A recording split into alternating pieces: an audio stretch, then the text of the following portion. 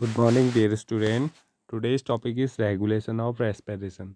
Respiration का regulation हमारी body के अंदर कैसे होता है इसको स्टडी करेंगे. Human beings have a significant ability to maintain and moderate the respiratory rhythm to suit the demand of the body tissue. Body tissues के द्वारा जो डिमांड है ऑक्सीजन की उसको मेंटेन करने के लिए और मॉडरेट करने के लिए क्या होता है, एक एबिलिटी ह्यूमन बींग्स के अंदर पाई जाती है.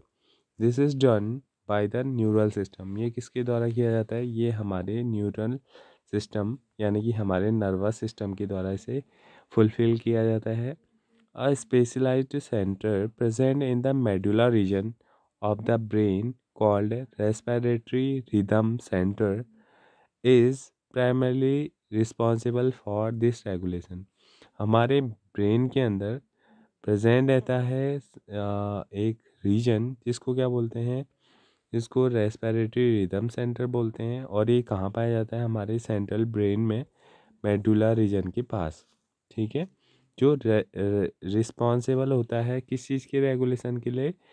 रेस्पिरेशन को रेगुलेट करने का काम करते हैं. Another center present in the pons region of the brain called pneumotaxic center can moderate the function of the respiratory rhythm center. एक और सेंटर हमारी ब्रेन के अंदर पाया जाता है जिसको क्या बोला जाता है? Pneumotaxic centre. और ये क्या करता है? ये मॉडरेट करता है फंक्शन को रेस्पिरेटरी रिदम सेंटर के.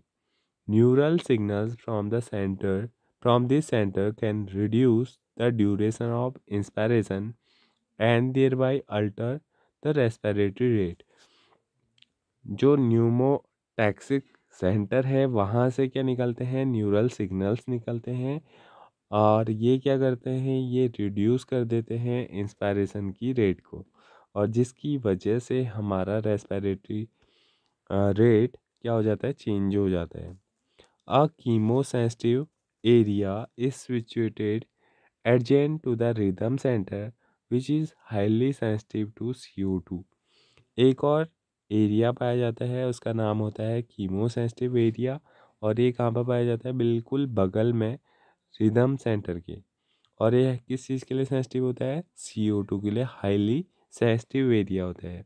And hydrogen ions increase in these substance can active this center which in turn can signal the rhythm center to make necessary adjustment in the respiratory process by which this substance can eliminate. और जब भी इन substance, कौन कौन से substance, CO2 और H2O हमारी body के अंदर इंक्रीज हो जाते हैं, तो ये क्या करता है? कौन सा सेंटर? कीमो सेंसिटिव सेंटर एक सिग्नल को प्रोड्यूस करता है और वो सिग्नल कहाँ पहुँचता है? रिदम सेंटर के पास. और रिदम सेंटर हमारी बॉडी में क्या करता है? कुछ नेसेसरी एडजस्टमेंट को करता है, यानी कि हमारी जो रेस्पिरेशन की प्रोसेस है उस प्रोसेस को इंक्रीज करता है, जिसकी वजह से इन सब्सटेंस का एलिमिनेशन होता है हमारी बॉडी के अंदर से.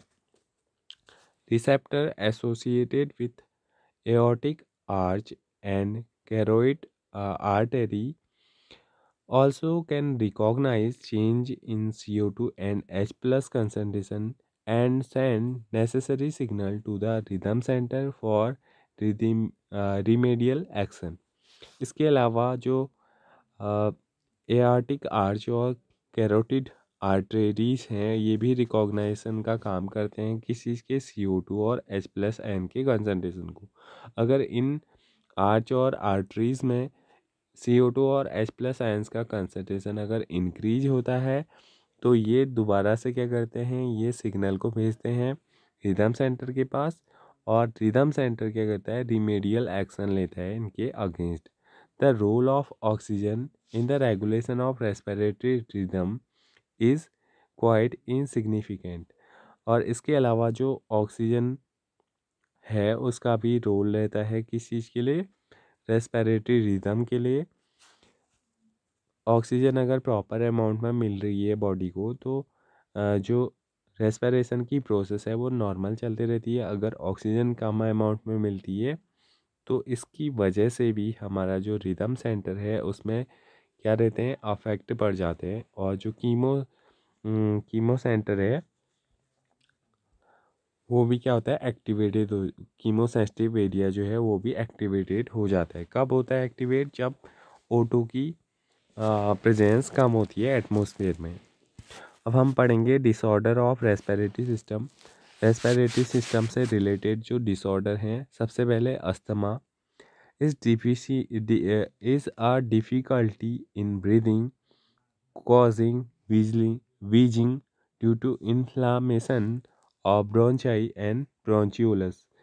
तो अस्थमा क्या होता है, डिफ़िकल्टी जब होती है हमें ब्रीथिंग के टाइम पे, और इसकी वजह से एक व्हीजिंग साउंड प्रोड्यूस होता है हमारे लंग्स के द्वारा। ठीक है, हमारे लंग्स में जो ब्रोंचाई हैं और जो ब्रोंचियोलस हैं वहाँ पर क्या हो जाता है, इन्फ्लामेंटेशन हो जाता है। वहाँ पर क्या हो जाते हैं, वहाँ पर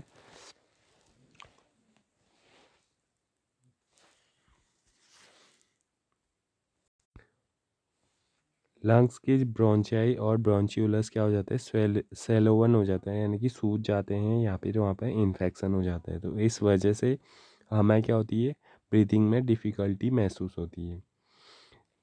सेकंड डिसऑर्डर है emphysema. In is a chronic disorder. ये क्या है, क्रोनिक डिसऑर्डर है in which alveolar wall are damaged due to which respiratory surface is decrease. तो क्रोनिक डिजीज़ होने की वजह से क्या होता है, यहाँ पर जो हमारी एल्वियोलर वॉल हैं जो हमारे रेस्पिरेटरी सरफेस को प्रोवाइड कराती हैं, यहाँ पर गैसेस का एक्सचेंज होता है, वो क्या हो जाती हैं, डैमेज हो जाती हैं। और इस वजह से जो हमारा रेस्पिरेटरी सरफेस है वो डिक्रीज हो जाता है। One of the major cause is cigarette smoking. तो जो पर्सन स्मोकिंग वगैरह करते हैं तो उनमें ये ज़्यादातर देखने को मिलता है कि वहाँ पर जो एल्वियोलर वॉल्स होती हैं जहाँ पर गैसेस का एक्सचेंज होता है, वो वॉल क्या हो जाती हैं, डैमेज हो जाती हैं। और जो रेस्पिरेटरी सरफेस है वो एरिया क्या हो जाता है, डिक्रीज हो जाता है।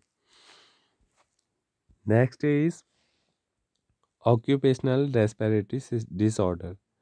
In certain industries, especially those involving grinding और स्टोन ब्रेकिंग, ऐसे इंडस्ट्रीज जो किस चीज़ में इन्वॉल्व होते हैं, ग्राइंडिंग में या फिर स्टोन ब्रेकिंग में, so much dust is produce, वहाँ पर क्या होती है, बहुत ज़्यादा डस्ट का प्रोडक्शन होता है। That the defence mechanism of the body can not fully cope with the situation. और उस सिचुएशन से हमारी बॉडी क्या होती है, पूरी तरीके से डिफेंस मैकेनिज्म का प्रोडक्शन नहीं कर पाती है, यानी कि हमारी बॉडी उस डस्ट पार्टिकल के लिए कोई भी डिफेंस मैकेनिज्म प्रोवाइड नहीं करती है। Long exposure can give rise to inflammation leading to fibrosis, proliferation of fibrous tissue. जितने भी जो टिश्यूज़ हैं, फाइब्रियस टिश्यूज़, वो क्या हो जाती हैं, प्रोलीफायर हो जाती हैं, उनमें क्या हो जाती है, सूजन आ जाती है। And thus causing serious lung damage, और इसकी वजह से हमारा लंग्स क्या हो जाते हैं, डैमेज हो जाते हैं। Worker in such industries should wear protective mask, और जो वर्कर ऐसे इंडस्ट्रीज़ के अंदर काम करते हैं वो क्या करते हैं, वो मास्क को वेयर करते हैं, पहनते हैं। ठीक है, जिसकी वजह से वो डस्ट पार्टिकल उनके लंग्स तक ना पहुंच पाएँ। तो ये 3 डिसऑर्डर हैं आपके रेस्पिरेटरी सिस्टम से रिलेटेड। फर्स्ट इज़ अस्थमा, दूसरा एम्फीसीमा, और third one is occupational respiratory disorder. तो ये चैप्टर यहाँ पर कंप्लीट होता है। इसके बाद हम इस चैप्टर की एक्सरसाइज करेंगे। Thank you.